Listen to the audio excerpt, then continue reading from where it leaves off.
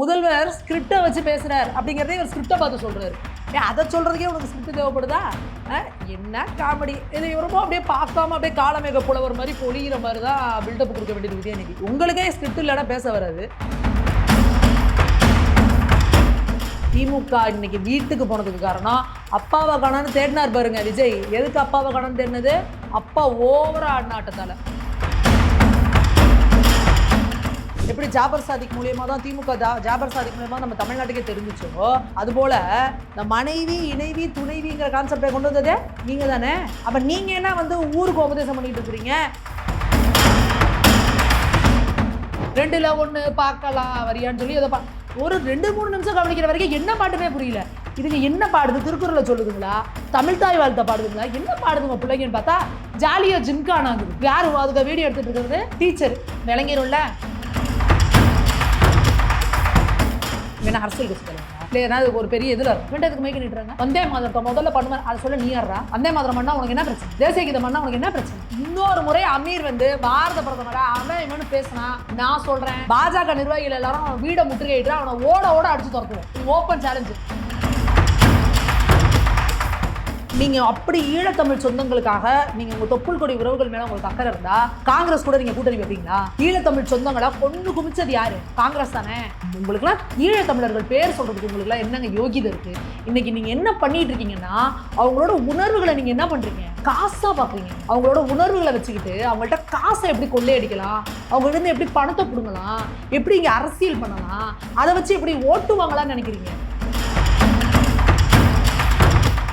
இந்தியாவில் என்னடா எதுவுமே நம்மளால பண்ண முடியல. இந்த ஜென்சி எல்லாம் ஒழுக்கமா இருக்கிறான், கொள் பேச்சு கேட்கறான், கோயிலுக்கு போய் சாமி கும்பிடுறான், தேசப்பற்றோட இருக்கான். அப்ப என்ன பண்ணணும்? எதெல்லாம் உன்னோட பாசிட்டிவோ அதெல்லாம் உன்னை கட் பண்ணணும். உன்னை கடவுள் இல்லைன்னு சொல்லணும், சாமியை கும்பிடுற முட்டா பையன் சொல்லணும், கோயிலுக்கு போகாத, இதெல்லாமே மூட நம்பிக்கைகள்னு ஒன்று சொல்லணும். அடுத்து இந்தியான்னு சொல்லாத, இந்தியா ஒரு நாடே கிடையாதுன்னு ஒன்று சொல்லணும். ஐயோ நாளைக்கு அவன் குண்டு போடுவான்னு தெரியலையே, ஐயோ இன்னைக்கு சோறு கிடைக்குமா என்னன்னு தெரியலையே, நாளைக்கு காலையில ஃபில் பண்றதுக்கு பெட்ரோல் இருக்குமா என்னன்னு தெரியலையே, இன்னைக்கு அடுப்பு பற்ற வைக்க கேஸ் இருக்குமா என்னன்னு தெரியலையேன்னு உன் பயமும் பதட்டமும் இருக்கிற அளவுல நம்மள வச்சிருக்காரு.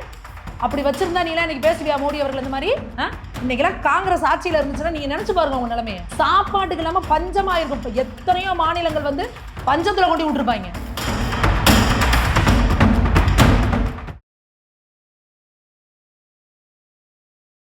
இளைய பாரத நேயர்களுக்கு வணக்கம்.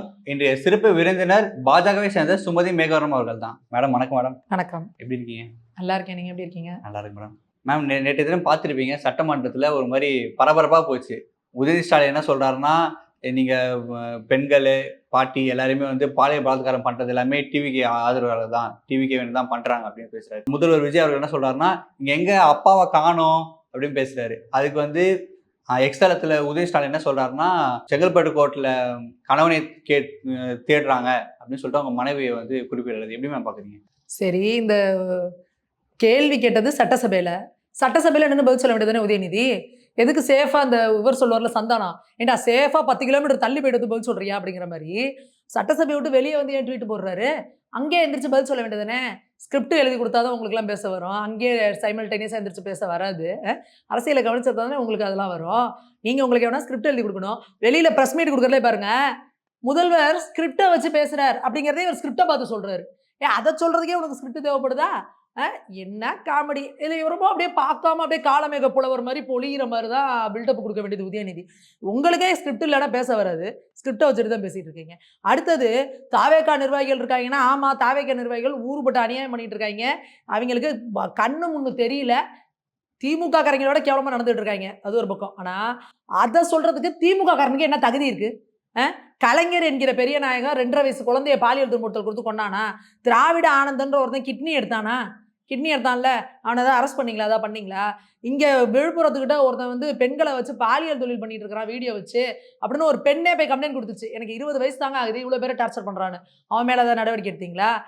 எவ்வளோ விஷயங்கள் இந்த மாதிரி வந்துக்கிட்டே இருந்தது. என்ன நீங்கள் கண்டுக்கிட்டீங்க? என்ன நீங்கள் கேட்டுக்கிட்டீங்க? திமுக இன்னைக்கு வீட்டுக்கு போனதுக்கு காரணம் அப்பாவை காணான்னு தேடினார் பாருங்க விஜய். எதுக்கு அப்பாவை காணான்னு தேடினது? அப்பா ஓவரா ஆடினாட்டத்தால.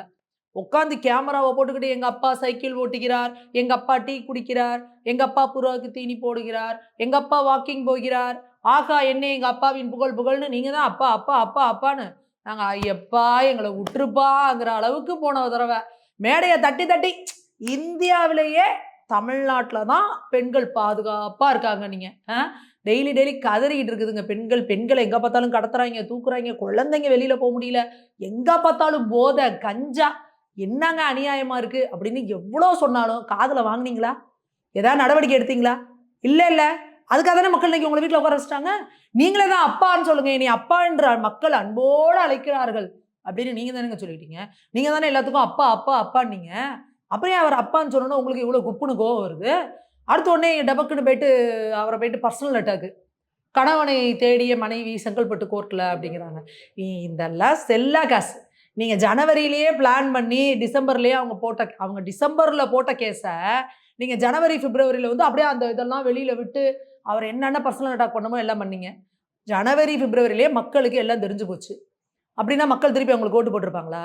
மக்களை பொறுத்த வரைக்கும் என்னன்னா, நீ உன்னோட பர்சனல் லைஃபே எங்களுக்கு தேவை கிடையாது. நீ ஒரு சிஎம்மா உட்காந்துட்டு எங்களுக்கு என்ன பண்ண போற? அப்படி அந்த அளவுக்கு வந்துட்டாங்க மக்கள். ஏன்னா அப்படி அந்த அளவுக்கு அப்படியே ஒழுக்க சீலர்கள், உத்தம புத்திரன்களை தான் நாங்கள் ஆட்சியில் உட்கார வைப்போம்னா, நீங்களாம் இன்னைக்கு வந்து உட்காந்துருக்க முடியுமா?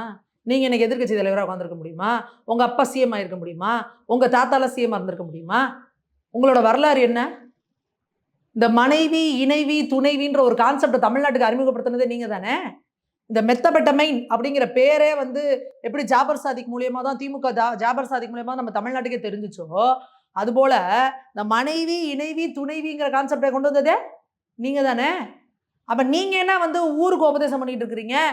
ஒரு நிகழ்ச்சி விழால கருணாநிதி அவர்கள் உட்கார்ந்து சொல்றாரு, எப்படி முதல் மனைவிக்கு தெரியாம நான் 2வது மனைவியை கரெக்ட் பண்ணி வச்சிருந்தேன், அந்த மனோரமா வந்து எல்லாத்தையும் போட்டு விட்டுருச்சு அப்படின்னு சொல்லி ஓப்பனா 2 மனைவியிலையும் வச்சுட்டு உட்காந்து சொல்லிட்டு இருக்கிறாரு. நீங்க என்னங்க அடுத்தவங்களை பத்தி கேரக்டரை பத்தி பேசுறீங்க? அதை பத்தி நான் என்ன சொல்றேன், இங்க யாரோட பர்சனல் லைஃபை பத்தி இங்க யாரும் பேசக்கூடாது. அது நமக்கு தேவையே கிடையாது. விஜய் அவர்கள் சிஎம்மா என்ன பண்றாரு? சிஎம்மா சரியா நடத்தலையா? கேள்வி கேளுங்க. அதுக்கு உங்களுக்கு இருக்கு. பள்ளி கல்வித்துறைன்னு பேரை வச்சுக்கிட்டு ஸ்கூலுக்கு போய் நின்றுட்டு விஜய் மாமா வாழ்க, டிவிகே வாழ்க, விஜய் மாமா வாழ்கிறாங்க. கடுமையான கண்டனங்களை தெரிவிக்கிறோம். ஏன்னா எங்க ஸ்கூல்ல வந்து நாங்க எங்க வரிப்பணத்துல படிக்கிற பிள்ளைங்களை நீங்க போய் உட்காந்துட்டு டிவிகேங்கிறதும் விஜய் மாமாங்கிறதும் யார் அப்பா விட்டு ஸ்கூல்ல படிக்க வைக்கிறீங்க? காசுல படிக்க வைக்கிறீங்க? விஜய் ஸ்கூல் நடத்துறாருல, அந்த ஸ்கூல்ல இந்த மாதிரி நீங்க போய் டிவிகே கோசம் போட விட்டுருவீங்களா? அங்க போய் விஜய் மாமா வாழ்கன்னு சொல்லுவீங்களா? அப்ப இல்லாத ஏழை விட்டு பிள்ளைங்க ஸ்கூல்லனா நீங்க இந்த அநியாயம்லாம் பண்ணுவீங்களா? ஸ்கூல்ல போயிட்டு உட்கார வச்சுட்டு என்னென்ன அநியாயம் பண்றீங்க? உட்கார வச்சுட்டு போட்டோவை கையில கொடுத்து பிள்ளைங்க கையில கொடுத்து அதுங்க போட்டோவை தூக்கிட்டு சுத்துறதும், விஜய் மூஞ்சிய தரையில வரைஞ்சு அதுல உட்கார வச்சு 1 மணி நேரம் 2 மணி நேரம் வெயில்ல பிள்ளைங்களை உட்கார வைக்கிறதும் எதுக்குங்க இதெல்லாம் செய்றீங்க? சினிமா பாட்டுலாம் கூட பாட வச்சு ஃபுல்லா குத்துப்பாட்டு, ஜாலியோ ஜிம்கான பாட விடுறாங்க. ஆத்திச்சுடியாது இல்ல திருக்குறளா? நம்மளாம் ஸ்கூல்ல படிக்கிறப்ப என்ன எந்திரிச்சுன்னு கோரஸா பாடுவோம். ஆரம் செய்ய வீரம்பு ஆறுவது சின்னு கோரஸா அதை பாடியிருக்கோம். நீங்க என்னத்தையா பாட விட்டுறீங்க? 2ல 1 பார்க்கலாம் வரியான்னு சொல்லி அதை ஒரு 2-3 நிமிஷம் கவனிக்கிற வரைக்கும் என்ன பாட்டுனே புரியல. இதுங்க என்ன பாடுது? திருக்குறளை சொல்லுதுங்களா? தமிழ் தாய் வாழ்த்தை பாடுதுங்களா? என்ன பாடுதுங்க பிள்ளைங்கன்னு பார்த்தா ஜாலியா ஜிம்கானாங்குதுங்க. யாரு அதுக்கு வீடியோ எடுத்துட்டு இருக்கிறது? டீச்சர். விளங்கிரும்ல இந்த பிள்ளைங்க வாழ்க்கையெல்லாம் என்ன ஆகும்? அப்ப நீங்க என்ன பண்றீங்கன்னா, இங்க இருக்கிற தமிழக மக்களை சினிமாவை தாண்டி ஒரு விஷயத்தை யோசிக்க முடியாது. நீ ஒரு லீடர்னா நீ யாரை சொல்லுவீங்க? சினிமாவில் இருக்கவங்க தேடிட்டு இருப்பீங்களா? இங்க எவ்வளவு பெரிய லீடர்ஸ் இருக்காங்க. இங்க ராக்கெட் விடுறாங்கல்ல இஸ்ரோல, அதுக்கு ஒருத்தர் தான் வந்து தமிழர் ஒருத்தர் இருந்தாரு. அவரை நீங்க சொல்லணும். முப்படைகளோட தளபதி ஒருத்தரா தமிழர் இருக்காரு. இன்னைக்கு வெளியுறவுத்துறை அமைச்சரா ஒரு தமிழர் இருக்காரு. இன்னைக்கு ஒரு பெரிய நிதி அமைச்சரா ஒரு தமிழர் இருக்காங்க. இதெல்லாம் தானங்க அவனுக்கு பெருமை. அப்துல் கலாம் ஐயா பத்தி சொல்லிக் கொடுங்க, விவேகானந்தர் ஐயா பத்தி சொல்லிக் கொடுங்க. எவ்வளவு தமிழர்கள் போய் எங்கெங்கெல்லாம் போய் சாதிக்கிறாங்க. கூகுளோட சிஇஓ வந்து சுந்தர் பிச்சை அவர்கள். எத்தனை பேருக்கு நம்ம ஸ்கூல் பிள்ளைங்களுக்கு தெரியும்? எத்தனை பேருக்கு தெரியும்? அப்ப மிகப்பெரிய சாதனையாளர்களை பிள்ளைங்களுக்கு சொல்லிக் கொடுக்காம நீங்க யாரை சொல்லி கொடுத்துட்டு இருக்கீங்க? ஸ்ரீதர் வேம்பு ஐயா ஜோகோன்னு சொல்லி இங்க தமிழ்நாட்டுல இங்க கடைக்கோடியில இருக்கிற போய் உட்காந்துட்டு தூத்துக்குடியில அந்த தென்காசியில ஒரு கிராமத்துல சாமானியமா ஒரு சைக்கிள்ல வேட்டி கட்டிட்டு ஓடிட்டு இருக்கிறாரு. 1000 கோடி டேர்ன் ஓவர்ல அவ்வளோ இன்னைக்கு உலகமே வியக்கக்கூடியதை பண்ணிட்டு இருக்கிறாரு. செமிகண்டக்டர்ல இருந்து இந்த சிப்புல இருந்து கம்ப்யூட்டர் துறையில இருந்து எல்லாமே அவர் ஒரு எளிமையான வாழ்க்கையை வந்துட்டு இருக்காருல்ல. அவர் இன்னைக்கு எத்தனை பள்ளிக்கூட பிள்ளைங்களுக்கு ஜோகோவோட ஸ்ரீதர் வேம்பு ஐயாவை தெரியும்? விஜய் எத்தனை குழந்தைங்களுக்கு தெரியும்? அப்போ நீங்க என்ன பண்றீங்க? ஒரு மாஸ் லீடர்னா சினிமாவில் இருக்கவங்க தான் நினைச்சிட்டு இருக்கீங்க. சினிமா ஒரு ப்ரொஃபஷன் அவ்வளவுதானே. அப்போ நீங்க அப்ப குழந்தைகளை எப்படி வளர்க்கணும்னு நினைக்கிறீங்க? அது சின்ன குழந்தைங்க. சின்ன குழந்தைங்களுக்கு நீங்க என்ன சொல்லி கொடுக்குறீங்களோ அவங்க லைஃப் லாங் மறக்க மாட்டாங்க. அந்த குழந்தைகிட்ட கொண்டு போய் டிவி என்னங்க கட்சி போய் அங்க இது பண்ணலாமா? கட்சிக்காரங்களுக்கெல்லாம் ஸ்கூலுக்குள்ள என்ன வேலை? அப்ப நீங்க இந்த மாதிரி அநியாயம் பண்ணிட்டு இருக்கீங்க. இதுக்கு நாங்க கடுமையான கண்டனங்களை தெரிவிக்கிறோம். சரி பண்ணணும். விஜய் அவர்கள் நடவடிக்கை எடுக்கணும். எவன் வேணா ஸ்கூலுக்குள்ள பூந்து இந்த வேலை பார்த்தாங்களா அவங்க எல்லாரையும் கட்சியை விட்டு தூக்கணும், நடவடிக்கை எடுக்கணும். அதை நாங்க கேட்கிறோம். ஆனா தனி மனித தாக்குதல், அவங்களோட பர்சனல் லைஃப்குள்ள நுழையிறதுங்கிறது அது தேவையே இல்லாத ஆணி. அந்த ஆணியை புடுங்குனீங்கன்னு வச்சுக்கோங்க, நீங்க ரொம்ப அசிங்கப்பட்டு போவீங்க. ஏன்னா நீங்க ஒன்றும் அதுக்கு பேசுறதுக்கு சுத்தமான ஆள் கிடையாது. அதை நீங்க எப்படி பேசுவீங்க?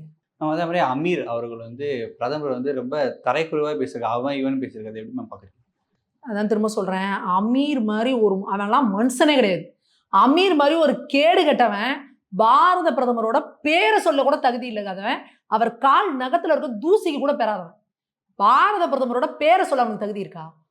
இந்த தேசத்துக்காக ஒரு பிரம்மச்சரியா உட்கார்ந்து ஒரு முனிவரை போல வாழ்ந்துகிட்டு இந்த தேச மக்களுக்காக பாடுபட்டு இருக்காரு மோடி ஐயா. நீ எப்படி இவன் வந்து அமீர் இந்த ஜாபர் சாதிக்கு வந்து போதைப் பொருள் கடத்தினார்ல, அதுல இவன் பேர் அடிபட்டுச்சுல்ல, அப்ப இவனும் தானே சேர்ந்து எல்லாம் இருந்தான்னு சொல்லி இவன் மேல இன்னும் இது வழக்கு விசாரணையில தான் இருக்கு. இவன்லாம் வந்து இன்னைக்கு ஒரு ஆளுன்னு இவன் முன்னாடி எதுக்கு மைக்க நீட்டுறாங்க மீடியாக்காரங்க? இவன் அரசியல் கட்சி தலைவரா இல்ல ஏதாவது ஒரு பெரிய இதுல இருக்கான்? இவன்ட்டு எதுக்கு மைக்க நீட்டுறாங்க? வந்தே மாதரத்தை முதல்ல பண்ணுவேன் அதை சொல்ல நீ யாரா? வந்தே மாதரம் பண்ணா உனக்கு என்ன பிரச்சனை? தேசிய கீதம் பண்ணா உனக்கு என்ன பிரச்சனை? இங்க இந்தியாவில் உட்காந்துக்கிட்டு இந்தியாவில் இருக்கிற இந்த மண்ணில் விளைஞ்ச சோத்தை தின்னுக்கிட்டு நீ யாருக்கு இதா இருக்க விசுவாசமா இருக்க? உனக்கு அவ்வளவுதான் இருந்தா பாகிஸ்தான் ஓடி பேரு. நீ பாகிஸ்தானுக்கு போயிட்டீங்கன்னா உன்னை எவனும் வந்தே மாதரம் பாடுன்னு சொல்ல மாட்டாங்க, பாரத் மாதா கி ஜெய்ன்னு சொல்ல மாட்டாங்க, தேசிய கீதம் பாடுன்னு சொல்ல மாட்டாங்க. பாகிஸ்தானுக்கு ஓடிடுங்க. இந்தியாவில் உட்காந்துக்கிட்டு வந்தே மாதரம் பாட மாட்டேன், தேசிய கீதம் பாட மாட்டேன்னு சொல்றாங்களா, பாகிஸ்தானுக்கு ஓடிடு. அவ்வளவுதான் நான் சொல்லுவேன். இந்த தேசத்துல உட்காந்துக்கிட்டு இந்த தேசத்தை நான் புகழ மாட்டேன், நான் இந்தியன்னே சொல்லிக்க மாட்டேன் அப்படின்னா இவனுக்குலாம் இந்தியாவில் வாழ என்ன தகுதி இருக்கு? நான் இதை கேட்கிறேன். அவன் இவன் பாரத பிரதமரை பேசுறான். இது வரைக்கும் நான் எந்த மீடியாலையும் யாரையுமே மரியாதை குறைவா தரக்குறைவா நான் பேசுனதே கிடையாது. ஆனா அமீர் எப்ப வந்து நீ பாரத பிரதமர் அவன் இவன் பேசுறியோ உனக்கு என்னடா மரியாதை வேண்டி கிடக்கு? உனக்கு என்ன மரியாதை கொடுக்கு? நான் சொல்றேன், இன்னொரு முறை அமீர் வந்து பாரத பிரதமரை அவன் இவன் பேசினா நான் சொல்றேன், பாஜக நிர்வாகிகள் எல்லாரும் அவன் வீடை முற்றுகையிட்டு அவனை ஓட ஓட அடிச்சு துரத்துவோம். இது ஓப்பன் சேலஞ்சு அமீருக்கு. உனக்கு கருத்து வேறுபாடு இருக்கா, மரியாதையான முறையில கண்ணியமான முறையில எடுத்து வைக்கணும். அதை விட்டுட்டு அவன் இவன் நீ பேசுனா பாரத பிரதமரை, உனக்கு அவ்வளவுதான் மரியாதை. இது ஓப்பன் சேலஞ்ச். அடிச்சு துரத்துவோம் நீ, அவ்வளவுதான் உனக்கு மரியாதை. அவன் என்ன பேசுற நீ? அவரோட வயசு என்ன, அவரோட அனுபவம் என்ன, அவரோட அறிவு என்ன? ஏடாடே நீ ஆடுக்கு கூட உறவு வச்சுக்கிட்டா என்னன்னு கேட்கிற பொறுக்கி நீலாம் பாரத பிரதமர் பேரை சொல்லமா நீ? நான் என்ன சொல்றேன், காங்கிரஸ் கட்சியா இருக்கட்டும், திமுகவா இருக்கட்டும், அதிமுகவா இருக்கட்டும், பாஜக இருக்கட்டும், எந்த கட்சியா வேணா இருந்துட்டு போ, நீ கட்சிக்காரங்களை விமர்சனம் என்ன பண்ணிக்க மரியாதையா பண்ணணும்ல. அவர் இன்னைக்கு பாஜகவோட தலைவர் கிடையாது, பாரத தேசத்தோட பிரதமர். நீ இப்ப பாரத தேசத்தை இழிவுபடுத்துறியா நீ? என்ன அவன் பேசுற நீ?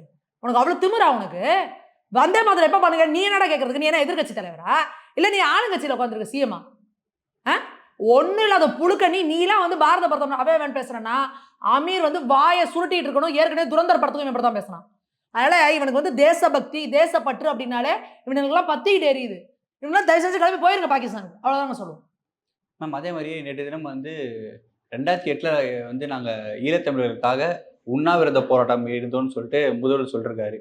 ஆனா அது இப்போ ஓல்டு வீடியோ நம்ம பார்க்க முடியாது. வன்னியரசு என்ன சொல்றாருன்னா, நாங்க அங்க போனோம், விஜய் கிட்ட ஆதரவு கேட்கறதுக்காக போனோம், ஆனா அவர் வந்து நாட் இன்ட்ரெஸ்ட்னு சொல்லிட்டாரு அப்படின்னு சொல்றாரு. இது எப்படி மேம் பாக்குறீங்க?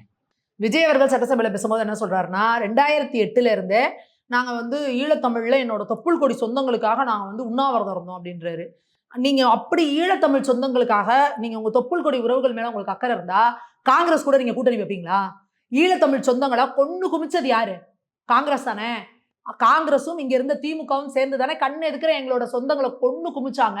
அதுக்கு இங்க காங்கிரஸ் வந்து அவ்வளவு சப்போர்ட் பண்ணுச்சு இலங்கைக்கு. இங்க இருந்து இந்திய ராணுவத்தை அனுப்பி வச்சுதா இல்லையா? காங்கிரஸ் தானே இந்த வேலையை செஞ்சுச்சு. அப்படி உண்மையாலுமே உங்களுக்கு ஈழத்தமிழ் சொந்தங்கள் மேல அக்கறை இருந்தா நீங்க காங்கிரஸ் கூட கூட்டணி வைப்பீங்களா? வைக்க மாட்டீங்கல்ல. இதுக்கே வன்னியரசு அவர்களும் ஒன்று சொல்லியிருக்காரு, நாங்க அந்த டைம்ல போய் நாங்க ஒரு கையெழுத்து கேட்டோம், அவர் நாட் இன்ட்ரெஸ்டட்னு சொல்லிட்டாரு அப்படின்னு. அப்ப விசிகால இருந்த வன்னியரசு இப்ப இன்னைக்கு தாவேகாவோட அமைச்சரவையில இருக்காரு. இப்ப கேட்டா அவர் ஏற்கனவே ஒரு தடவை கருணாநிதி அவர்கள் வந்து நீங்கெல்லாம் தனித்தொகுதிக்கு ஆசைப்படலாமா அப்படின்னு கேட்டுட்டு அப்படியே பல்ட்டி அடிச்சாங்க பாருங்க. இல்ல நான் அப்படிலாம் சொல்லலன்னு. அதே மாதிரி இப்ப கேட்டா என்ன பல்ட்டி அடிப்பாங்க அப்படின்றது தெரியல. ஆனா இவங்க எல்லாருமே எப்பேற்பட்ட சந்தர்ப்பவாதிகள். இந்த ஈழத்தமிழ் சொந்தங்களை தொடர்ந்து எல்லாருமே அவன் சம்பாதிக்க யூஸ் பண்ணிக்கிறான், அவன் அரசியலுக்கு யூஸ் பண்ணிக்கிறான். இதைதான் பண்ணிட்டு இருக்காங்களே ஒழிஞ்சு உண்மையான உணர்வு நம்ம தமிழ் சொந்தங்களை எப்படி குழந்தைன்னு கூட பார்க்காம குழந்தைகளை கொன்று குமிச்சாங்க, எத்தனை கர்ப்பிணி பெண்களை கொண்டாங்க, எத்தனை பெண்களை கொடூரமா வந்து பாலியல் சித்திரவதை பண்ணி சொல்ல முடியாத சித்திரவதை பண்ணி கொண்டாங்க அப்படிங்கிறத பார்த்தோம். இங்க வந்து கருணாநிதி அவர்கள் வந்து 2 மணி நேரத்துக்கு உண்ணாவிரதம் உயிர் போனாலும் போகட்டும் சொல்லி காலையில டிஃபனை சாப்பிட்டுட்டு போய் உண்ணாவிரதம்னு உட்காந்து மத்தியானம் சாப்பாட்டுக்கு முன்னாடி போற நிறுத்துறேன்னு சொல்லிட்டாங்கன்னு பொய், அப்பட்டமான பொய்ய சொல்லி நீங்க எந்திரிச்சிங்க. உங்க பேச்ச நம்பி பதுங்கு குழியில இருந்தவங்க எல்லாம் வெளியில வந்து அதுக்கப்புறம் அவன் தாக்குதலை நடத்தி எத்தனை பேர் உயிர் போச்சு. உயிருங்க, யோசிச்சு பாருங்க. அந்த குழந்தைகள் அந்த வீடியோ எல்லாம் பார்க்கும் பொழுது, அந்த போர் நடந்துட்டு இருக்கும் பொழுதெல்லாம் அப்படியே ஒருவேளை சோறு உள்ள இறங்காது. என்ன தப்பு பண்ணானுங்க அவனுங்க? தமிழர்களா பொறுத்த தவிர என்னங்க தப்பு பண்ணாங்க? அவங்க என்ன கேட்டாங்க? அவங்க வாழ்றதுக்கு உரிமை தானே கேட்டாங்க. நீங்க எப்படி கொடூரமா கொன்னீங்க? பொதுமக்களை கொன்னீங்க. அங்க ஒரு இயக்கம் வச்சிருக்காங்க, அங்க ஒரு ராணுவம் இருக்கு, அவங்கள இது பண்ணா பரவாயில்ல. அப்பாவி பொதுமக்களை எப்படி கொடூரமா கொன்னீங்க நீங்க? அந்த வீடியோ எல்லாம் பார்க்கும்பொழுது எவ்வளவு வைத்தறிச்சலா இருந்தது. எப்படி பெண்களை நிக்க வச்சு பாலியல் சித்திரவதை பண்ணி துணியெல்லாம் இல்லாம நிர்வாணமாக்கி எப்படிங்க கொன்னீங்க? உங்களுக்கெல்லாம் ஈழத் தமிழர்கள் பேர் சொல்றதுக்கு உங்களுக்கெல்லாம் என்னங்க யோகிதை இருக்கு? இன்னைக்கு நீங்க என்ன பண்ணிட்டு இருக்கீங்கன்னா, அவங்களோட உணர்வுகளை நீங்க என்ன பண்றீங்க? காசா பாக்குறீங்கங்க. அவங்களோட உணர்வுகளை வச்சுக்கிட்டு அவங்கள்ட்ட காசை எப்படி கொள்ளையடிக்கலாம், அவங்ககிட்ட இருந்து எப்படி பணத்தை புடுங்கலாம், எப்படி இங்க அரசியல் பண்ணலாம், அதை வச்சு எப்படி ஓட்டு வாங்கலாம்னு நினைக்கிறீங்க. உங்களுக்கு அவங்களோட வழியை வந்து உணரவே முடியாதுங்க. உங்களால உணர்ந்திருந்தா வாழ்க்கையில உங்களால காங்கிரஸ் 10 கோடி கொடுத்தாலும் அவன்கிட்ட போக மாட்டீங்க நீங்க. இதுக்கு காரணம் காங்கிரஸ். கண்ணதுக்குற எங்களோட சொந்தத்தை கொண்டுகிட்டு இருக்கிறானே, ஏன் அவன் தமிழனே இல்லாம விடுறான்? அவன் யாரோ இப்படி கொள்ளாம அநியாயமா? இங்க இருந்து போனவங்க தானையா, தமிழர்கள் தானே, இன்னமும் தமிழ் தானே பேசிக்கிட்டு இருக்காங்க. இன்னும் அவங்க சிவனை வச்சு தானே கும்பிட்டு இருக்கிறாங்க. அவங்களை இப்படி கொள்றாங்கல்ல, நம்ம மொழி பேசுற தமிழர்கள் அவங்க கொள்றாங்கல்ல. உங்களுக்கு உணர்வு இருந்துச்சா? நீங்க ஏதாவது சப்போர்ட் பண்ணீங்களா? உங்களுக்கு என்ன பண்ணீங்க? காங்கிரஸ் கூட கூட்டணி வச்சுக்கிட்டு நயவஞ்சக துரோகம் பண்ணிச்ச திமுக. காங்கிரஸ் எப்படி அப்படியே கருவறுத்தாங்க. கருவறுக்கிறதுன்னு சொல்லி புத்தகத்துல தான் படிச்சு கேள்விப்பட்டிருக்கோம். உண்மையால கருவறுத்தாங்கப்பா. அத்தனை பெண்கள் யார் யாரெல்லாம் கர்ப்பமா இருந்தாங்களோ கர்ப்பத்தை கிழிச்சு போட்டாங்க. யோசிச்சு பாரு. அப்படி இருக்கிற ஒருத்தனோட காங்கிரஸ் கூட ஈழத் தமிழர்கள் மேல எனக்காக வந்து எனக்கு எனக்கு ரத்தம் கொதிக்குதுன்னு நினைக்கிற ஒருத்தனாவது காங்கிரஸ் கூட கூட்டணி வைப்பாங்களா? காங்கிரஸ்க்கு ஒரு ஓட்டு போட்டுருவாங்களா? காங்கிரஸ் இங்க தமிழ்நாட்டுல இருக்க விட்டுருவீங்களா? மாட்டீங்கல்ல. இந்த உணர்வு இல்லாதனால தானே உங்களை எல்லாம் அழிச்சு ஒழிச்சுட்டு இருக்காங்க. அப்ப நாளைக்கு உங்களுக்கு இதே நிலைமை இங்க வரும்ல. இன்னைக்கு தானே திருப்பரங்குன்றத்தில் விளக்கேத்தாதேங்கிறான். நாங்க இந்த இதுக்கு உச்ச நீதிமன்றத்துக்கு போவோம்பா, இந்த கோவில் உங்களோடது இல்லம்மா, கோவில் காசு எடுத்து நான் எல்லாம் பண்றேன்பா. இதெல்லாம் இதானே இந்த ஒட்டகம் கொஞ்சம் கொஞ்சமா கூடாரத்துக்குள்ள தலையை ஒழிக்கிற விடுற மாதிரி தானே.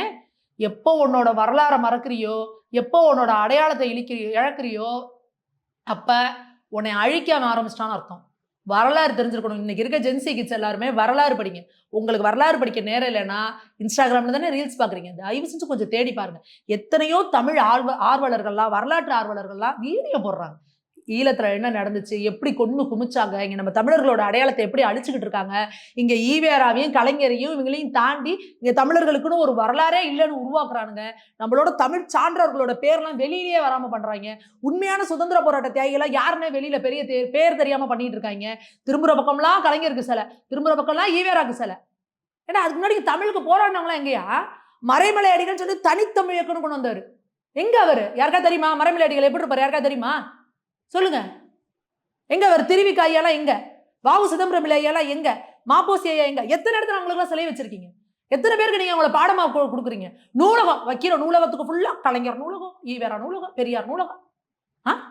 தமிழ் சனியனை விட்டொழிங்கன்னு சொன்ன பெரியார் பேர்ல தான் தமிழ்நாடு முழுக்க லைப்ரரி வைப்பீங்களா? தமிழை வளர்த்தவங்க பேரை வையா, அப்பதான் அவன் யோசிப்பான். இந்த பேர் இருக்கா, யார் மலைமலை அடிக்கிறன்னு வச்சிருக்காங்களே, அப்ப யார் அவரு யோசிப்பான்ல. ஜென்சி கிட்ஸ் கூகுள்ல போட்டு தேடுவான்ல. நீ என்ன பண்ணிட்டு இருக்க? வரலாற்றை அழிச்சுக்கிட்டு இருக்க. எங்க தமிழர்களோட வரலாற்றை அழிச்சுக்கிட்டு இருக்க.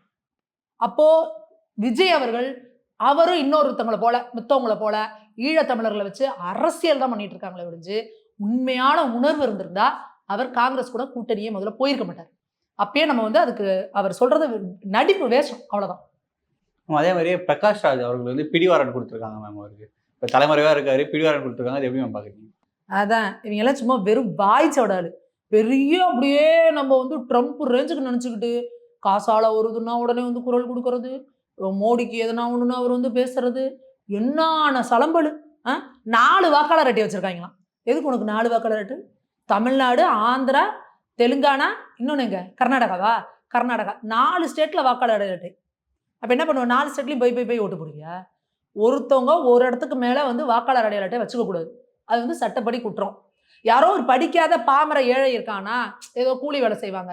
எங்கேயோ இப்ப நீங்க இன்னைக்கு தூத்துக்குடியிலயோ, இல்ல திருவாரூர்லயோ என்கிட்ட ஒரு வேலை செஞ்சுட்டு இருப்பாங்க. பொழப்பு தேடி இங்கிட்டு இந்த பக்கம் சென்னை பக்கம் அப்படி ஏதோ வருவாங்க. அப்ப என்ன பண்ணுவாங்க, அந்த வாக்காளர் அட்டைய கேன்சலே பண்ண மாட்டாங்க. இங்க ஒரு வாக்காளர் அட்டைய போட்டுட்டு இது பண்ணுவாங்க. அவங்களுக்கு தெரியாது இது குற்றம். நம்ம அங்க போய் அத கேன்சல் பண்ணணும். இன்னொன்னு அவங்களோட பொருளாதாரமும் இருக்கு. இங்க செய்ற ஒரு நாள் வேலை கூலிய விட்டுட்டு, இங்க இருந்து நான் அந்த ஊர்ல போய் அத கேன்சல் இவ்வளோ பிராக்டிகல் டிஃபிகல்டி இருக்கு. ஆனா நீயி என்ன வாய் ஜவடாலு. இந்திய அரசியலமைப்பு சட்டத்த எப்படி மாத்தணும்? தர்மஸ்தலால ஒரு பிரச்சனையா? அதுக்கு நான் என்ன குரல் குடுப்பேன்? இப்போ வேர்ல்டு பிரச்சனைக்கு நான் என்ன குரல் குடுப்பேன்? Cockroach Janata party. Cockroach Janata பார்ட்டிக்கு குரல் குடுப்பேன். எ மொதல்ல உனக்கு 4 வாக்காளர் இடத்துல ஒண்ண கேன்சல் பண்ணிட்டு நீ எங்க இருக்கியோ அங்க வச்சுக்கணும்னு தெரியாது? தெரியாம நீ வச்சிருக்கல. அப்ப நீங்க ஏதோ இல்லீகல் வொர்க் பார்த்துட்டு இருக்கீங்க. அப்ப சட்டவிரோதமான விஷயம் ஏதோ நீங்க பண்ணிட்டு இருக்கீங்க. அப்ப உங்களுக்கு புரியுதா? யாரெல்லாம் மோடி அவர்கள எதிர்க்கிறாங்களோ, யாரெல்லாம் இந்த தேசத்துக்கு எதிரா பேசுறாங்களோ, யாரெல்லாம் சட்டவிரோதமான செயல்கள்ல ஈடுபடுறாங்களோ, நீங்க எல்லாம் ஒரே நேர்கோட்டுல வந்து நிக்கிறாங்க பார்த்தீங்களா? அப்ப தெரியுதா?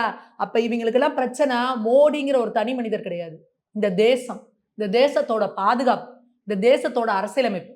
இது எல்லாத்தையும் காலி பண்ணணும்னு இந்தியாவுக்கு வெளியில இருந்து எவனோ ஒருத்தன் பிளான் பண்ணிட்டு இருக்கான். பெரும் பணத்த வச்சுக்கிட்டு இந்தியாவ எப்படி காலி பண்ணலான்னு. அதுக்கான வேலைகள்ல கையாளா இருக்கிறவங்க தான் இந்த மாரி ஆட்கள். இந்த அமீரு, இந்த பிரகாஷ்ராஜ், இன்னும் நெறைய கேரக்டர்லாம் இருக்குது இங்க. இந்த கரப்பான்பூச்சிங்க. நெறைய கரப்பான்பூச்சிங்கலாம் சுத்திட்டு இருக்கீங்க. இந்த கரப்பான்பூச்சிங்கலாம் அடிச்சு தூக்கி விட்டெறியணும் வெளியில. ஏன்னா, இங்க வந்து மோடி அவர்கள் அடுத்து ஆட்சிக்கு வராரா? யோகி அவர்கள் அடுத்து ஆட்சி புரியிறாங்களா? பாரதிய ஜனதா கட்சி ஆட்சி புரியுதா? இது எல்லாமே அடுத்த விஷயம் அரசியல். இந்தியா பாதுகாப்பா இருக்கணும். இந்திய தேசம் பாதுகாப்பா இருக்கணும். இங்க இந்தியர்களா இருக்கிற வரைக்கும் தான் இந்தியா அமைதியா இருக்கும். நீ எப்ப நான் இந்தியனே இல்லைன்னு சொல்றியோ, உன்னோட வேலை என்ன? இன்னைக்கு உலகத்திலேயே மிகப்பெரிய ஜனநாயக நாடு நம்ம இந்தியா. நம்மள விட பெருசா சைனா இருக்கான். ஆனா அவன் ஜனநாயக நாடு கிடையாது. அங்க சர்வாதிகாரம். அவன் உட்காரணும், நீ எந்திரினா எந்திரிக்கணும். ஆனா ஒரு ஜனநாயக நாடா இவ்ளோ பெரிய மக்கள் தொகையை கொண்டு இத்தனை பேர் மொழிகள் பேசுறவங்க, ஒவ்வொருத்தங்களும் ஒவ்வொரு ஸ்டேட் வச்சு இது பண்றவங்க, ஒரே நாடா இந்திய தேசமா இருக்கிறாங்கன்னா, இது பல பேரோட கண்ண உறுத்திக்கிட்டு இருக்கு. இன்னொன்னு, இவங்க எல்லாரும் 1000 ஆண்டு காலமா கொள்ளையடிச்சு போயிட்டதுக்கு அப்புறமும், இன்னமும் இந்தியா வளம் கொழிக்கும் நாடா இருக்கு. வேகமா வளர்ற பொருளாதார நாடா இருக்கு. அப்ப இவனுங்களுக்கு என்ன பிரச்சனைனா, நம்ம நெனச்சோம் இலங்கையில வந்து ஜென்சி புரட்சிய கொண்டாந்தோம். நம்ம நெனச்சோம் வந்து நேபாள்ல வந்து ஜென்சி புரட்சிய கொண்டு வந்தோம்.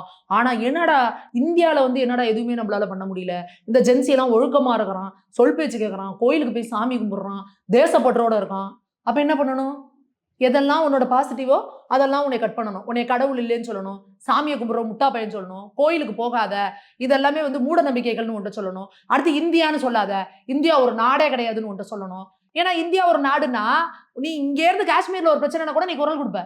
ஆனா நீ தனி, நான் தனின்ட்டா, இந்த 4 மாடுகள பிரிச்சு விடுவாங்கல்ல.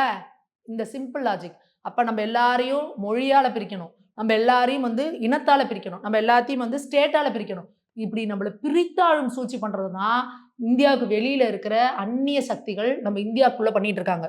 அப்போ பாரத பிரதமர் அவர்கள் வந்து ஒரு கேடயம் போல நின்னு அவ்வளோ பேரையும் இன்னைக்கு இளைஞர்கள் கிட்ட பேசுறாரு. எல்லார்ட்டயும் வந்து இவங்க கிட்ட பேசுறாரு. பெண்கள் கிட்ட தனியா பேசுறாரு. தொழில் முனைவோர்கள்ட்ட தனியா பேசுறாரு. எல்லார்ட்டயும் நம்ம ஒரே தேசம், நம்ம ஒரே பாரதம், உன்னத பாரதம். நம்ம எல்லாரும் ஒத்துமையா இருந்தாதான் ஸ்கூல்ல உங்களுக்கு சொல்லி கொடுத்துருக்காங்கல்ல. ஒன்றுபட்டால் உண்டு வாழ்வு, ஒற்றுமை நீங்கி நம்ம அனைவருக்கும் தாழ்வுன்னு. ஸ்கூல்ல இன்னைக்கு அந்த ஸ்கூல் பாடப்புத்தகத்துல ஏதாவது இருக்கா அந்த பாட்டெல்லாம்? இந்தியர் என்பதில் பெருமை கொள்வோம், இணைந்தே இன்னும் பல சாதனை புரிவோம். நம்ம ஸ்கூல் புக்ல எல்லாத்துலயும் பின்பக்கம் இருக்குமா? இன்னைக்கு இதெல்லாம் இருக்கா அந்த வார்த்தைகள்லாம்? கிடையாது. அப்போ திட்டமிட்டு கிராஸ் ரூட் லெவல்ல இன்னைக்கு இளைஞர்களை வந்து மூலச்செலவு பண்ணிக்கிட்டு இருக்கிறாங்க. ஆனா இந்தியா போன்ற தேசங்கள்ல தேசத்துல கட் பண்ணிக்கோங்க. இந்தியா போன்ற தேசத்துல அது செல்லுபடியாகாது. ஏன்னா இன்னமும் இந்தியால நம்மளோட குடும்ப அமைப்பு ரொம்ப ஸ்ட்ராங்கா இருக்கு.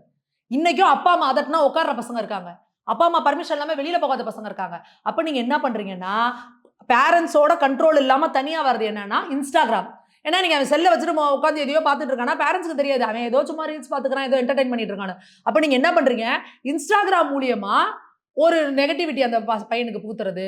Instagram மூலியமா அவங்கள வந்து ராகுல் காந்தி பேசுறாரு. ஜென்சி புரட்சி ஏற்படணும். என்ன புரட்சி ஏற்படும்? புண்ணாக்கு ஏற்படும். அதர் ஸ்டேட்ல, அதர் கண்ட்ரில வெளியில எல்லாம் என்ன நடந்துகிட்டு இருக்குன்னா, அவனுக்கு வேலை வாய்ப்பு இல்ல. அவனுக்கு படிப்புக்கு வழி இல்ல. சாப்பாடு கிடைக்கல. அரிசி இல்ல. விலைவாசி பெட்ரோல் கிடைக்கல. டீசல். அதனால அவன் புரட்சி பண்றான். இங்க அப்படியா? இங்க பாரத பிரதமர் அப்படியே கட்டுக்கோப்பா வச்சிருக்கிறாரு. கொரோனா காலத்துல ஆரம்பிச்சு இப்ப வரைக்கும் இந்தியா முழுக்க எல்லா ரேஷன் கடையிலயும் தானியங்களை அவர் கொடுத்துட்டு இருக்கிறாரு. மத்திய அரசு கொடுக்குது இலவசமா. அரிசி கொடுக்க அரிசி அந்த இதுல வட இதுல வந்து நார்த் சைட்ல வந்து கோதுமை, இங்க அரிசி. மத்திய அரசு கொடுத்துட்டு இருக்கு இலவசமா. சாத்தியமா? 130 கோடி மக்கள் தொகை இருக்கிற ஒரு பெரிய இதுல இன்னைய வரைக்கும் இலவசமா கொடுத்துட்டு இருக்கிறாரு. பெட்ரோல், டீசல்லாம் வெளியேற நாடுகள்ல தட்டுப்பாடா இருக்கு. எத்தனை டாலர் விலை ஏறி இருக்கு. இங்க எவ்வளவு என்ன பண்ணிருக்காரு? நான் வந்து அதுக்கான டாக்ஸை வந்து 10% நான் குறைச்சிக்கிறேன். என்ன பண்ண முடியுமோ நான் அந்த இதை ஏத்துக்கிறேன். பண்றாருல. இது இல்லாம காங்கிரஸ் வாங்கி வச்சிருந்த கடனை அடைச்சிருக்காருல்ல. எந்த அளவுக்கு டிப்ளமேட்டிக்கா, எந்த அளவுக்கு மக்களை வழிநடத்தி கொண்டு போகணும். இவ்வளோ பிரச்சனை உலக நாடுகளே கொந்தளிச்சுக்கிட்டு கிடக்கு. இந்தியாவில் நம்ம எல்லாரும் எப்படி இருக்கோம்? அதோட இம்பாக்டே தெரியாம இருக்கும். அதுதாங்க ஒரு நல்ல தலைவனுக்கு அழகு. வீட்டுல எவ்வளோ பிரச்சனை இருந்தா கூட அந்த வீட்டு குழந்தைகள் சந்தோஷமா இருக்கும். அந்த குடும்ப தலைவனுக்கு தான் தெரியும் நமக்கு எவ்வளவு கடன் இருக்கு, எவ்வளவு பிரஷர் இருக்கு, எவ்வளவு பிரச்சனைகள் இருக்குன்னு. ஆனா அந்த வீட்டு குழந்தைகள் எப்படி இருக்கும்? சந்தோஷமா இருக்குன்னா அதுதான் நல்ல குடும்ப தலைவனுக்கு அழகு. அப்படிதான் நம்மளை வந்து வழி நடத்திட்டு இருக்காரு இன்னைக்கு பாரத பிரதமர். இன்னைக்கு நமக்கு இந்தியாவில் யாருக்கா பதட்டத்தோட இருக்கமா, பயத்தோட இருக்கமா? ஐயோ அடுத்து என்ன ஆயிருமோ தெரியலையே. எல்லாரும் ஹாப்பியா இருக்கும்ல. ஹாப்பியா வந்து மோடியை திட்டிட்டு இருக்கீங்கல்ல. இந்த மாதிரி புறம்போக்கெல்லாம் மோடிஜி அவர்களை வந்து அவன் எல்லாம் பேசிட்டு தெரியுது இல்ல. ஐயோ நாளைக்கு அவன் குண்டு போடுவான்னு தெரியலையே. ஐயோ இன்னைக்கு சோறு கிடைக்குமா என்னன்னு தெரியலையே. நாளை காலையில ஃபில் பண்றதுக்கு பெட்ரோல் இருக்குமா என்னன்னு தெரியலையே. இன்னைக்கு அடுப்பு பத்த வைக்க கேஸ் இருக்குமா என்னன்னு தெரியலையேன்னு பயமும் பதட்டமும் இருக்கிற அளவுல நம்மள வச்சிருக்காரு. அப்படி வச்சிருந்தா நீலாம் இன்னைக்கு பேசுவியா மோடி அவர்கள் இந்த மாதிரி? இன்னைக்கெல்லாம் காங்கிரஸ் ஆட்சியில இருந்துச்சுன்னா நீங்க நினைச்சு பாருங்க உங்க நிலைமைய. சாப்பாட்டுக்கு இல்லாம பஞ்சமா இருக்கும். இப்ப எத்தனையோ மாநிலங்கள் வந்து பஞ்சத்துல கொண்டு விட்டுருப்பாங்க. திருமண பக்கம்லாம் லஞ்சம் லஞ்சம் ஊழல் கொள்ளையா அடிச்சாங்க காங்கிரஸ்காரங்க. எப்படி ஒரு நேர்மையான அரசியலை கொடுத்து இது வரைக்கும் 3 முறை ஆட்சி பண்ணியிருக்காரு. கை நீட்டி ஒரு உங்களால குற்றச்சாட்டு சொல்ல முடிஞ்சா? நீ முதல்ல ஊழல் குற்றச்சாட்டு வை. இந்த திமுக சொன்னா பாரு, நீ வாடா வாடா ஏரியாவுக்கு வாடாங்கிற மாதிரி கோர்ட்ல வந்து நிரூபிடா அப்படிம்பாங்க. நீ சொன்னீங்க உங்களால ஆதாரத்தை நிரூபிக்க முடிஞ்சாம்பாங்க. நிரூபிக்கிறதுலாம் இல்ல. உங்களால கை நீட்டி ஒரு குற்றச்சாட்டு கூட சொல்ல முடியாத அளவுக்கு ஒரு சுத்தமான ஒரு ஆட்சியை கொடுத்துட்டு இருக்கிறார் பாரத பிரதமர் மோடி அவர்கள். அப்போ இன்னைக்கு இருக்கிற இளைஞர்கள் புரிஞ்சுக்கணும், நம்ம தேசத்தை சுத்தி என்ன மாதிரியான பிரச்சனைகள் ஓடிக்கிட்டு இருக்கு, எவ்வளவு பாதுகாப்பு இதுல நம்ம இருக்கிறோம், நம்ம எல்லாரும் ஒற்றுமையா இருக்கிறது தான் நம்மளோட மிகப்பெரிய பலம் அப்படிங்கிறத இன்னைக்கு இருக்கிற ஜென்சி கிட்ஸ் புரிஞ்சுக்கணும். நீங்க ஈஸ்ட், வெஸ்ட், நார்த், சவுத் எப்படி போனாலும் சரி, இது நம்மளோட இந்தியா. இங்க எந்த மூலையில எது ஒண்ணு நடந்தாலும் இது நம்ம எல்லாரையும் தான் பாதிக்கும். அப்ப நம்ம எப்படி நம்ம உடம்புல எனக்கு ஒரு கை வேணாம், இந்த கை வேணாம், இந்த கால் வேணாம்னு சொல்லுவீங்களா? இது எல்லாமே ஒழுங்கா இருந்தாதான் நம்ம உடல் வந்து கரெக்டா ஃபங்க்ஷன் ஆகும். அது போல நம்ம பாரத தேசம் வந்து காஷ்மீர்ல இருந்து கன்னியாகுமரி வரைக்கும் இது நம்மளோட பாரத தேசம். இங்க இருக்கவங்க எல்லாருமே இந்தியர்கள், நம்மளோட சகோதரர்கள் அப்படிங்கிறத ஜென்சிக்கு வந்து எப்பவுமே மனசுல வச்சுக்கணும். இங்க பிரிவினைவாத பேசுற கும்பல் எல்லாமே வேற எவனோ ஒருத்தன் வெளியில இருந்து இயக்குறான். அவனுங்களுக்கெல்லாம் உங்க மேல ஒரு துளி அக்கறையும் கிடையாது. நாளைக்கு ஏதோ ஒரு பிரச்சனை வருது, உங்க மேல ஒரு கேஸ் வருதுன்னா எல்லாம் கை கழுவிட்டு போயிடுவானுங்க. நீங்க உங்களுக்கு வாழ்க்கை எல்லாமே எதிர்காலம் இல்லாம இருப்பீங்கன்றத ஜென்சிகிட்ஸ் வந்து புரிஞ்சுக்கணும். Last question ma'am. Super star Rajinikanth அவர்கள் வந்து தர்மன் படம் இந்த லான்ச்சில் வந்து என்ன சொல்லிருக்காருன்னா, நான் எது பேசினாலும் இதாயிடுது, ப்ராப்ளம் ஆயிடுது அப்படின்னு சொல்லி புலம்பியிருக்காரு. எப்படிமா பாக்குறீங்க? அது பாவம், அவர் என்னப்பா பண்ணுவாரு? உண்மைதான், அது உண்மைதான். அவர் தான் பேசாம இருந்தாலும் ஏன் பேச மாட்டேங்கிறா, கமான் பேசுங்கிறாங்க. சரி அவர் ஏதாவது ஒன்று பேசினாலும் ஏனே எதை சொல்லிட்டேன் அப்படின்னு சொல்லிட்டு உடனே எல்லாம் குதிக்கிறாங்க. ஸோ அப்போ அவரே சொன்னார் பாருங்க, உங்களுக்கு பிடிக்காதவங்க நீங்க என்ன சொன்னாலும் உங்களை தப்பா தான் சொல்லுவாங்கன்னாரு. அடுத்து என்ன சொல்ல போறோம் பார்த்தா, உங்களுக்கு பிடிச்சவங்க நீங்க என்ன சொன்னாலும் அவங்க தப்பா சொல்ல மாட்டாங்க அப்படின்னு சொல்லுவாருன்னு பார்த்தா, உங்களுக்கு பிடிச்சவங்களோ நீங்க என்ன சொன்னாலும் தப்பா தான் பேசுவாங்கன்ட்டாரு. அப்ப எந்த அளவுக்கு அவருக்கு வந்து பக்குவத்துக்கு வந்துட்டாரு. இல்ல அது விரக்தின்னு சொல்ல முடியாது. ஓரளவுக்கு புரியுறப்ப என்ன ஆயிடும்னா, என்னை பத்தி நீங்க என்ன வேணா பேசிட்டு போங்கடா அப்படின்ற இதுக்கு ஒன்று வந்துடும். ஏன்னா எதை சொன்னாலுமே நீங்க எதையோ ஒன்று கமெண்ட்டை தான் சொல்ல போறீங்க, எதையோ ஒன்று தான் பேச போறீங்க அப்படின்னா, அப்ப எதையுமே எப்பவுமே இந்த அரசியல்லையும் சரி சினிமாலையும் சரி அங்க நடக்கிற விஷயங்கள் வேற ஒன்றா இருக்கும். இங்க நீங்க பேசிக்கலாம் பார்த்தீங்கன்னா, அவங்களோட கற்பனைகளையும் சேர்த்து கண்ணு காது மூக்கெல்லாம் வச்சு அதை ஒரு பெரிய லெவல்ல வந்து அவங்க பேசுவாங்க. அப்படிங்கிறப்ப இங்க எது உண்மை எது பொய்ங்கிறது சம்மந்தப்பட்டவங்க வாயை திறந்தா மட்டும்தான் தெரியும். அடுத்ததான் இந்த தர்மன் படத்துக்கு அந்த இதெல்லாம் போட்டிருக்காங்க. நமக்கு என்ன ஒரே வருத்தம்னா, சூப்பர் ஸ்டார் அவர்களோட படத்தை அது ஏதோ ஏஐல கிரியேட் பண்ணாங்களே என்னன்னு தெரியல. உடம்பு வேற யார் மாதிரியும் இருக்கு, தலையை கொண்டாந்து அதில் ஒட்ட வச்ச மாதிரி ஒரு இதை கொடுத்துருக்காங்க. என்ன நீங்க இன்னைக்கு ஒரு யூடியூப்ல தம்ப்நெயில் வைக்கிறதுக்கே அவங்க 1/2 மணி நேரம் 1 மணி நேரம் மெனக்கடுறாங்க. நீங்க ஒரு படத்துக்கு வந்து ஒரு இதை ரிலீஸ் பண்றீங்க, அந்த ஃபர்ஸ்ட் லுக் போஸ்டரை வந்து எப்படி ஒரு அழகா எப்படி கவனம் கொடுத்து அதை செய்யணும், ஏன் இவ்வளோ கவனக்குறைவா பண்றாங்க? இதை தான் சொல்றது. அதாவது பாபா படம் ரிலீஸ் ஆன பொழுது அதுக்கான விமர்சனங்களை வந்து எழுதியிருப்பாங்க. அதில் ஒரு பத்திரிகையாளர் எழுதியிருப்பாரு, என்னைக்குமே நம்ம காலுக்கு தகுந்த செருப்பை போடும் பொழுது தான் அது வந்து நமக்கு கம்ஃபர்டபுளாக இருக்கும். செருப்புக்காக உங்கள் காலை வெட்டிக்கிட்டீங்க அப்படின்னா அதை விட முட்டாள்தனம் எதுவுமே இல்லை. இதை வந்து ரஜினி அவர்கள் புரிஞ்சுக்கணும் அப்படின்னு சொல்லி ஒரு பத்திரிகையில் வந்து நான் அந்த விமர்சனம் படித்தேன். அது ரொம்ப நாள் எனக்கு அதை யோசிச்சுட்டே இருந்தேன். அதாவது நம்ம என்ன செஞ்சாலும் மக்கள் ஏற்றுமாண்டா, அப்படின்றதுலாம் இருக்கக்கூடாது. ஒவ்வொரு சின்ன விஷயத்துக்கும் நம்ம டெடிகேட்டடாக நம்மளோட எஃபோர்ட் போட்டு என்னைய ஒரு 100 மக்கள் செலிப்ரேட் பண்ணி பார்க்குறாங்கன்னா, அந்த 100 மக்கள் பார்க்கறதுக்கான தகவலுக்காக நம்மள ப்ரிப்பேர் பண்ணிக்கணும். அதுக்கான ஒரு உழைப்ப குடுக்கணும். அதுதான் அவங்களுக்கு செய்ற மரியாதை. அப்போ ரஜினி அவர்கள் வந்து என்ன பண்ணணும் அப்டின்னா, இதுக்காக ரஜினி அவர்கள் என்ன போட்டாலும் பார்த்துருவாங்க அப்டின்ற மாரி இல்லாம, ரஜினி அவர்கள இத்தனை லட்சம் மக்கள் கொண்டாடுறாங்கன்னா, அதுக்கு தகுந்த அதுக்கான உழைப்ப குடுக்கணும். அதுக்கான எஃபோர்ட்ட குடுக்கணும். மக்கள் எத விரும்புறாங்களோ, அதத்தான் நீங்க இது பண்ணுமே ஒழிஞ்சு, நான் என்ன பண்ணாலும் மக்கள் பார்ப்பாங்க அப்டின்ற ஒரு இதுக்கு மேல நம்ம போயிட்டோம் அப்டின்னா, அப்ப மக்கள் வந்து உல்டாவா மாரி விமர்சனம் பண்ண ஆரம்பிச்சுருவாங்க. அப்புறம் அத நம்மளால ஏத்துக்கிறதுக்கான மனப்பக்குவத்துக்கும் நம்ம தான் வரணும் அப்டிங்கிறத தான் இது காட்டுது. உங்க பொன்னான கருத்துக்களை இளையவா என்னை பகிர்ந்ததுக்கு மிக்க நன்றி. நன்றி.